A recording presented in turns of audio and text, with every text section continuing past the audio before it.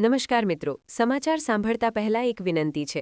તમે કયા જિલ્લામાંથી અમારા સમાચાર સાંભળો છો એ અમને કોમેન્ટ્સમાં જરૂર જણાવજો. સમગ્ર રાજ્યમાં 77મા પ્રજાસત્તાક દિવસની હર્ષોલ્લાસભેર ઉજવણી કરવામાં આવી હતી. રાજ્યકક્ષાનો મુખ્ય કાર્યક્રમ બનાસકાંઠાના વાવ થરાદ ખાતે યોજાયો હતો, જ્યાં રાજ્યપાલ આચાર્ય દેવવ્રત અને મુખ્યમંત્રી ભૂપેન્દ્ર પટેલની ઉપસ્થિતિમાં ધ્વજવંદન કરવામાં આવ્યું હતું. સરકાર દ્વારા સીસીઆઈ મારફતે કપાસના 1 ક્વિન્ટલના 8,060 રૂપિયા ભાવ નક્કી કરવામાં આવ્યા હતા.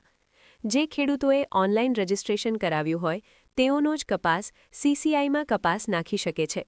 પરંતુ ગત તારીખ 16 જાન્યુઆરી 2026 પછી ખેડૂતો માટે ઓનલાઈન રજિસ્ટ્રેશનની પ્રક્રિયા બંધ કરી દેવામાં આવી છે. નવનીત બાલદિયા પર થયેલા હુમલા કેસમાં આરોપી જયરાજ આહિરને મોટો ઝટકો પડ્યો છે. માયાભાઈ આહિરના પુત્ર જયરાજની જામીન અરજી મહુવા કોર્ટ નામંજૂર કરી ફગાવી દીધી છે. છોટાઉદેપુરના કવાંટ વિસ્તારમાં બાઇક ચોરી કરી ભાગી રહેલા એક ચોરને લોકોએ રંગેહાથ ઝડપી પાડી પોલીસને સોંપવાને બદલે જાહેરમાં સજા આપી હોવાનો કિસ્સો પ્રકાશમાં આવ્યો છે. ભીડ દ્વારા ચોરને અર્ધનગ્ન કરી તેનું મુંડન કરાવીને હાર પહેરાવી આખા ગામમાં તેનો વરઘોડો કાઢવામાં આવ્યો. પાટણ એસસી સેલના પ્રમુખની નિમણૂકને લઈને ધારાસભ્ય જિગ્નેશ મેવાણી અને ધારાસભ્ય કિરીટ પટેલ વચ્ચે જામી છે. વીર મેઘમાયા સાતમની રેલીમાં મેવાણીએ આપેલા આક્રમક નિવેદન બાદ હવે પાટીદાર નેતાઓએ પણ મેદાને ઉતરીને વળતો પ્રહાર કર્યો. સાયબર ગથિયાઓએ હવે લોકોના બેંક ખાતામાં સેંધ મારવા માટે બાયોમેટ્રિક ડેટા અને આધાર કાર્ડને હથિયાર બનાવ્યું છે. કચ્છથી લઈને ખેડા સુધી બાયોમેટ્રિક ડેટા ક્લોન કરીને પૈસા સેરવી લેવાના બનાવોમાં ચિંતાજનક વધારો નોંધાયો છે. સુરતથી જામકંડોરણા જઈ રહેલા જાનૈયાઓ ભરેલી લક્ઝરી બસ સાયલાના ગોસળ બોર્ડ નજીક ઊભેલી ટ્રકની પાછળ ધડાકાભેર અથડાતા 24 જેટલા જાનૈયાઓ ઈજાગ્રસ્ત થયા હતા. ગુજરાત હાલ ડ્રગ્સ મુદ્દે ચર્ચામાં છે, જેમાંથી રાજકોટ પણ બાકાત નથી. રાજકોટમાં ગત વર્ષે એકલા એસઓજીએ જ 1 કરોડનું ડ્રગ્સ પકડી પાડ્યું હતું. તેના પરથી સ્પષ્ટ થાય છે કે શહેરમાં ડ્રગ્સનું દૂષણ ચિંતાજનક રીતે વધી ગયું છે. સુરેન્દ્રનગરના ખોડુ ગામે ગૌચર જમીન પર દબાણો તોડી પડાયા હતા. 92 વીઘા જમીન ખુલ્લી કરાઈ હતી. દાડમનું વાવેતર કરાયું હતું, જેમાં પશુઓ ચરાવી દેવામાં આવ્યા છે.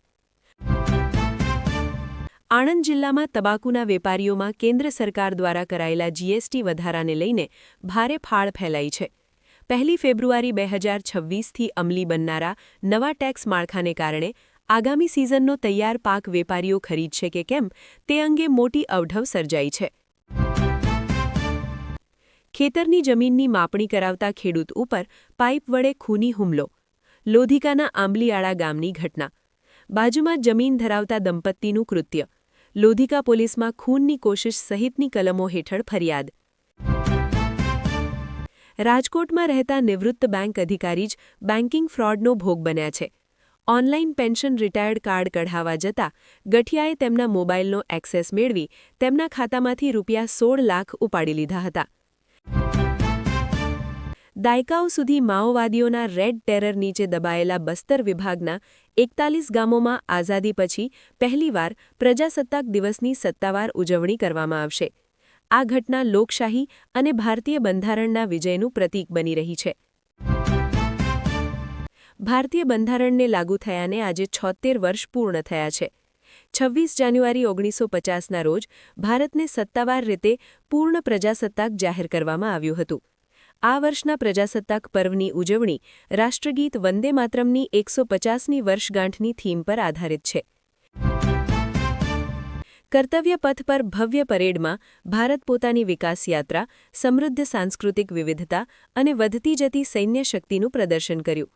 આ વર્ષનો સમારોહ વંદે માતરમની 150 વર્ષગાંઠની થીમ પર આધારિત હતો, જેની આગેવાની રાષ્ટ્રપતિ દ્રૌપદી મુર્મુ કરી રહ્યા હતા. રાજસ્થાનમાં ગણતંત્ર દિવસ એટલે કે 26 જાન્યુઆરી પૂર્વે સુરક્ષા એજન્સીઓએ મોટી સફળતા મેળવી છે. નાગૌર જિલ્લામાં પોલીસે દરોડો પાડીને અત્યાર સુધીનો સૌથી મોટો ગેરકાયદેસર વિસ્ફોટક જથ્થો ઝડપી પાડ્યો છે. દિવંગત કલાકાર ધર્મેન્દ્ર, કેરળના પૂર્વ મુખ્યમંત્રી વી.એસ. અચ્યુતાનંદ, છત્તીસગઢના પૂર્વ મુખ્યમંત્રી શિબુ સોરેન, ક્રિકેટર રોહિત શર્મા, મહિલા વર્લ્ડ કપ વિજેતા ટીમની કેપ્ટન હરમનપ્રીત સહિત કુલ 131 લોકોને પદ્મ એવોર્ડ માટે પસંદગી કરાઈ છે. મેક્સિકોના ગુઆનાહુઆટો રાજ્યમાં રવિવારે એક ફૂટબોલ મેચ દરમિયાન સશસ્ત્ર હુમલાવારોએ અંધાધૂંધ ફાયરિંગ કર્યું હતું. આ ભયાનક ઘટનામાં 11 લોકોના મોત થયા છે અને 12 અન્ય લોકો ગંભીર રીતે ઘાયલ થયા છે. ઈરાન ઇન્ટરનેશનલના જણાવ્યા મુજબ માત્ર 8 અને 9 જાન્યુઆરીએ થયેલા દમનમાં 36,000થી વધુ લોકોએ જીવ ગુમાવ્યા છે. આ ઘટનાને આધુનિક ઇતિહાસનો સૌથી મોટો 2 દિવસીય નાગરિક નરસંહાર ગણાવવામાં આવી રહ્યો છે. ભારત સરકાર ટૂંક સમયમાં ગ્લોબલ માર્કેટમાં પોતાની સ્માર્ટફોન બ્રાન્ડ લોન્ચ કરવાની તૈયારી કરી રહી છે, જેની માહિતી કેન્દ્રીય આઈટી મંત્રી અશ્વિની વૈષ્ણવે વર્લ્ડ ઇકોનોમિક ફોરમ 2026 દરમિયાન આપી છે. સરકાર બજેટમાં ટેકો આપે, Surat global diamond trading hub બનશે. ઉદ્યોગપતિઓએ બેલ્જિયમ જેવી ટેક્સ સિસ્ટમ લાવવા કરી માંગ, લેબગ્રોનની રાહત ચાલુ રાખશે તો જ ગ્રોથ થશે. 67 દીકરીના લગ્ન કરાવનારના શિરે 10 તોલા સોનાની પાઘડી. સુરતમાં હર્ષ સંઘવીની 2 હાથ જોડી વિનંતી, ભરવાડ સમાજને રૂઢિચુસ્ત વિચારમાંથી બહાર કાઢો, વહુને દીકરી માનો. દેવભૂમિ દ્વારકા જિલ્લામાં સુરક્ષા એજન્સીઓએ દરિયાની વચ્ચે દેશભક્તિનો જબરો જુસ્સો બતાવ્યો છે. જિલ્લા પોલીસ, મરીન ટાસ્ક ફોર્સ અને ભારતીય નેવીના સંયુક્ત ઉપક્રમે દરિયામાં આવેલા 15 જેટલા દુર્ગમ ટાપુઓ પર રાષ્ટ્રધ્વજ લહેરાવી ગણતંત્ર દિવસની ગૌરવભેર ઉજવણી કરવામાં આવી હતી. ગાંધીજીના ફોટો અગાઉ ભારતીય કરન્સી પર શું છપાતો હતો? ભારતને જ્યારે આઝાદી મળી તે પછી ઘણા વર્ષો સુધી મહાત્મા ગાંધીની તસવીર નોટ પર છપાતી ન હતી. તે વખતે બ્રિટિશ રાજા કિંગ જ્યોર્જ 6ની તસવીરનું ચલણ પર લાજ હતું. ખિસ્સામાં આધાર કાર્ડ રાખવાની માથાકૂટ ખતમ. એડ્રેસ નંબર પણ ઘરે બેઠા બદલાશે. આવી રહી છે સુપર એપ. છત્તીસગઢના બીજાપુર જિલ્લામાં 26 જાન્યુઆરીએ ભારતીય સેનાના નક્સલ વિરોધી ઓપરેશન દરમિયાન 6 જેટલા આઈઈડી વિસ્ફોટમાં 11 જવાન ઈજાગ્રસ્ત થયા હતા. આ જવાનોને હેલિકોપ્ટર મારફતે તાત્કાલિક રાયપુર લઈ જવાયા હતા. ચીનમાં રાષ્ટ્રપતિ શી જિનપિંગ વિરુદ્ધ સેનાના ટોચના જનરલ દ્વારા બળવો કરવાનો પ્રયત્ન કરવામાં આવ્યો હોવાના સનસનીખેજ અહેવાલો સામે આવ્યા છે. કેનેડામાં રહેતા ચીની લેખિકા શેંગ શુના દાવા મુજબ આ લોહિયાળ સંઘર્ષમાં 9 સુરક્ષા જવાનોના મોત થયા છે. જમ્મુ કાશ્મીરમાં સેનાએ પાકિસ્તાની ઘુસપેઠિયાને ઠાર કર્યો.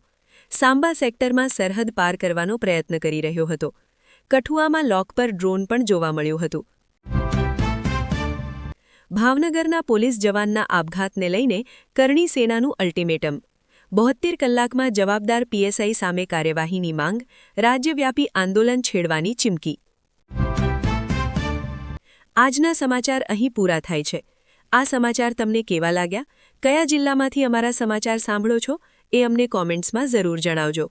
દરરોજ સમાચાર સાંભળવા અમારી ચેનલ વિશ્વદર્શનને લાઇક કરો, શેર કરો અને સબસ્ક્રાઇબ જરૂર કરજો. મળીએ કાલે નવા સમાચાર સાથે.